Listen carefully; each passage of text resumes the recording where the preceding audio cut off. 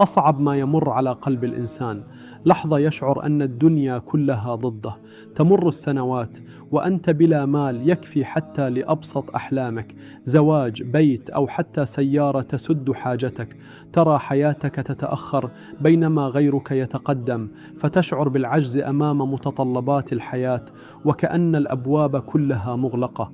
ثم تأتيك الهموم من أقرب الناس، ظلم عائلي، خذلان من الأصدقاء، جراح من داخل بيتك قبل خارجه.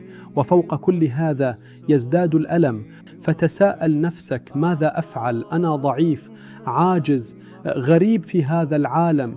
لكن ورغم هذا السواد هناك نور لا ينطفئ، نور اسمه الأمل برحمة الله. قال الله تعالى: إنه لا ييأس من روح الله إلا القوم الكافرون. الله رحمته، فرجه، نصره. الذي ييأس من رحمة الله كأنه أنكر وجوده وعدله وقدرته.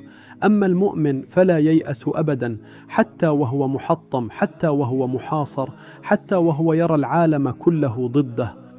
لا تيأس إن تأخر زواجك، فالله يمهد لك قلبا صادقا يكون سندا لا خيانة فيه. لا تيأس من فقر يطاردك، فكم من فقير أصبح ملكا حين أعطاه الله من حيث لا يحتسب. لا تيأس من ظلم الأقارب، فالله أقرب إليك منهم جميعا. لا تيأس من خذلان الأصدقاء، فالله لا يتركك أبدا. ولا تيأس من واقع الأمة، لأن الأمل بالله باق.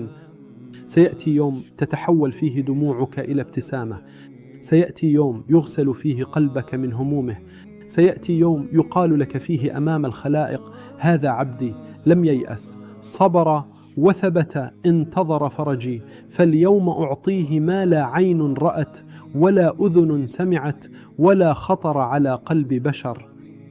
فلا تيأس، حتى لو تأخر الزواج، حتى لو ضاق الرزق، حتى لو خانك القريب والبعيد، فكل ثانية أمل هي استثمار في الأبدية، وكل دمعة صبر جسر إلى الجنة. اللهم اجعلنا من الذين لا ييأسون من روحك ولا يفقدون الأمل في رحمتك، واجعل لنا من ضيقنا فرجا، ومن يأسنا أملا، ومن دموعنا نورا يوم نلقاك.